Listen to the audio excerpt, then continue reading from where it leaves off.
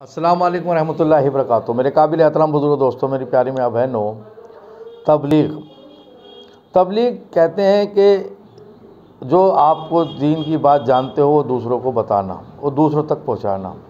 دین کے ایک ذمہ داری ہے، دین امانت ہے، اس کو جو ہے اپنے پاس سمیٹ کے نہیں رکھنا، بلکہ اس دین کی جو بات جانتے ہو دوسروں تک پہنچانا۔ حضرت ابوبکر صدیق رضی اللہ عنہ جب اسلام میں داخل ہوئے تو عرض کرا، یا رسول اللہ صلی اللہ علیہ وسلم، میرا کیا کام؟ میں مسلمان بن گیا، اب میرا کوئی کام؟ تو آپ نے فرمایا، جو میرا کام وہ تمہارا کام، اللہ کے بندوں کو اللہ کی طرف سے ملانا۔ یعنی کہ ساری دنیا جہنم سے بچ جائے اور جنت میں چلی جائے، ایک انسان جہنم سے بچ کر جنت میں جانے والا بن جائے، اس بات کی فکر کرنا۔ تو حضرت ابوبکر صدیق رضی اللہ عنہ کو نہیں بلکہ پوری امت کو کام دیا گیا حضور صلی اللہ علیہ وسلم نے، کہ اپنی ذات سے دین پر چلنا ہے، دوسروں کو دین کی دعوت بھی دینی ہے، تاکہ میں بھی جنت میں جاؤں اور پورے دنیا کے انسان سب جنت میں جائیں۔ یہ ذمہ داری ہے۔ اگر ساری دنیا میں ایک آدمی راہ راست پر ہے اور سب بھٹکے ہوئے ہیں، گمراہ ہیں، تو اس کی ذمہ داری ہے کہ سب کو جو ہے راہ راست پر لائے، اور ساری دنیا کے انسان راہ راست پر ہیں اور ایک آدمی جو ہے گمراہ ہے، تو ان کی سب کی ذمہ داری بنتی ہے کہ اس کو جو ہے راہ راست پر لانے کی دعوت دیں۔ اور آپ صلی اللہ علیہ وسلم نے حج کے موقع پر خطبہ جو دیا ہے، اس میں سب کو بلا کر آپ نے یہ فرمایا کہ جو دین اللہ کی طرف سے مجھے ملا، کیا وہ دین میں نے آپ تک پہنچایا یا نہیں پہنچایا؟ سب نے کہا کہ بے شک آپ نے دین کو پہنچایا نہیں، اس کا پورا حق ادا کر دیا۔ حضور صلی اللہ علیہ وسلم نے اللہ کو گواہ بنایا کہ اللہ تو گواہ رہنا۔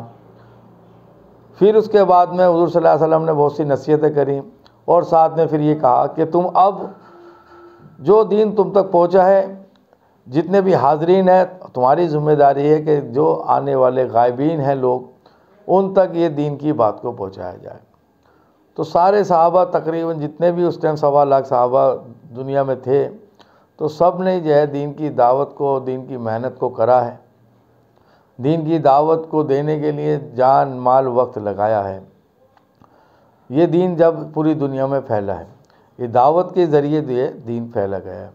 اور اللہ تعالیٰ نے فرمایا کہ حدیث ہے جس کا مفہوم ہے کہ مومن کی جان مال کو اللہ تعالیٰ نے جنت کے بدلے میں خرید لیا۔ اب یہ جان نہ ہماری ہے نہ یہ مال ہمارا ہے، یہ جان بھی اللہ کی ہے اور مال بھی اللہ کا ہے۔ یہ جان اللہ کے حکم نبی کے طریقے پر لگے، یہ مال اللہ کے حکم نبی کے طریقے پر لگے۔ جن چیزوں کو اللہ تعالیٰ نے کہا ہے، جن چیزوں پہ لگانے کے لیے کہا ہے، وہ یہ جان اور مال ہمارا اس پہ لگے۔ حضور صلی اللہ علیہ وسلم کے پاس جو مال تھا، آپ نے نہ شادیوں میں لگایا نہ گھر بنانے میں لگایا۔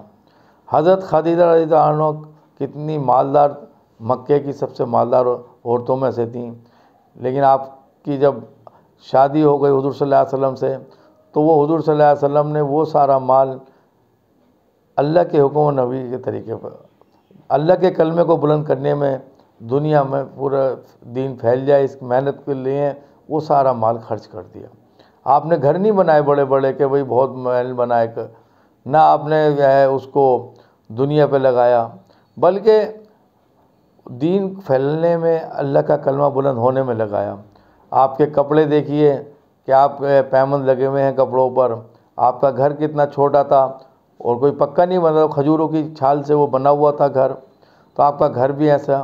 آپ کی شادیاں دیکھیں کہ آپ کی شادیاں بھی کتنی جو ہے سنت طریقے، کتنے آسان طریقے پہ ہوئیں، اس میں کوئی خرچ نہیں تھا، بلکہ آپ نے فرمایا نکاح برکت والا وہ ہے جس میں کم سے کم خرچ ہو۔ نکاح مسجد میں ہوتے ہیں، اور اس کے بعد میں کوئی ڈھول تاشے باجے، بینڈ باجے، ناچنا گانا کچھ نہیں، سمپل سا مسجد میں جتنے بھی لوگ ہوں، 10-20 جتنے بھی مسجد میں نمازی ہوں، ان کے سامنے نکاح ہو جائے اور شام کو وداعیگی ہو جائے، سمپل سی۔ تو آپ نے جو ہے نہ نکاح میں لگایا، آپ کی 4 بیٹیوں کی شادیاں ہوئی ہیں، اس میں بھی نہیں خرچ کرا کہ بہت زیادہ دہیج دیا ہو یا کچھ کرا ہو، بڑے بڑے ٹینٹ لگائے ہوں، سمپل سا ہے۔ آپ کی شادی بھی ہوئی، آپ اور گھر بھی تھا، لیکن آپ نے جو ہے جو مال خرچ کرا ہے وہ اللہ کے کلمے کو بلند کرنے میں لگا ہے۔ اس لیے ہماری جان، ہمارا مال بھی وہاں لگے جہاں اللہ کے نبی صلی اللہ علیہ وسلم نے لگایا۔